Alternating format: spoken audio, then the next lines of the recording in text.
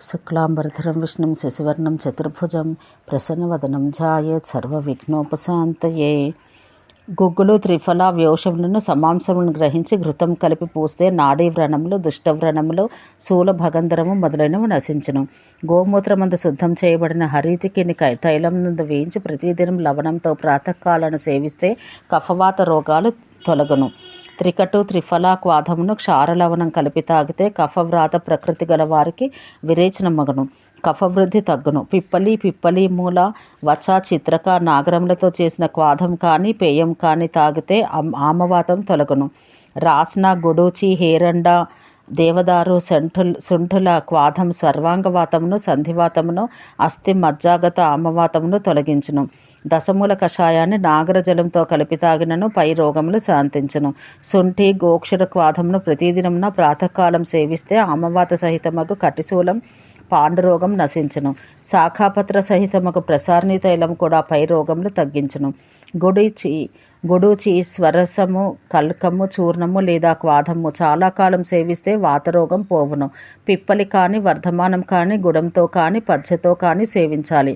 పటోల త్రిఫల తీవ్ర కుటకి అమృతముల పాకం తయారు చేసి సేవిస్తే దాహయుక్త వాతరక్త రోగం శీఘ్రంగా నశించును.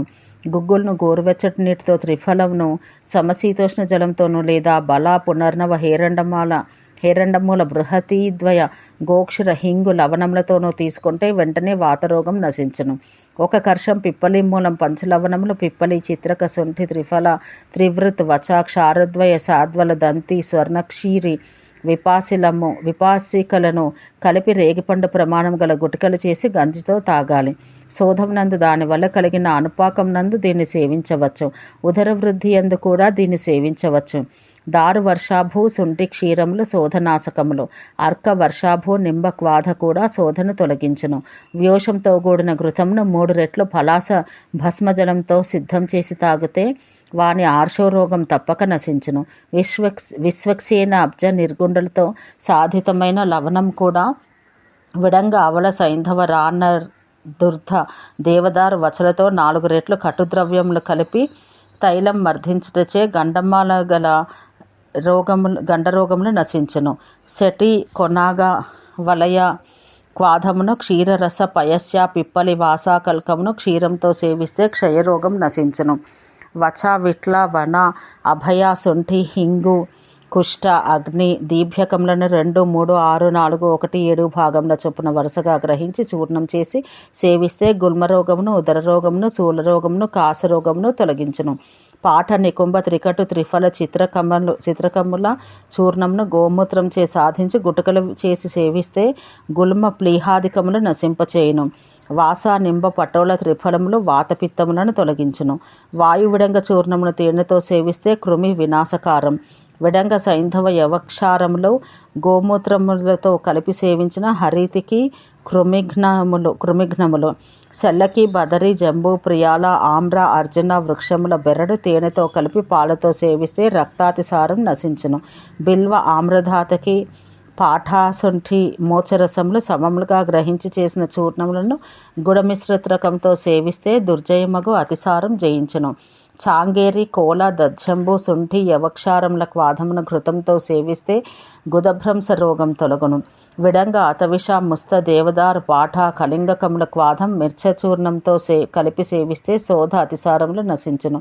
శర్కర సైంధవ శుంఠులతో కానీ కృష మధు గుడములతో కానీ ప్రతిదినం 2 కర్కాయలు తినవాడు 100 సంవత్సరాలు సుఖంగా జీవించును. పిప్పలయుక్తమగు త్రిఫలను కూడా మధుఘృతములతో సేవించిన ఆ విధంగానే ఫలమునిచ్చును.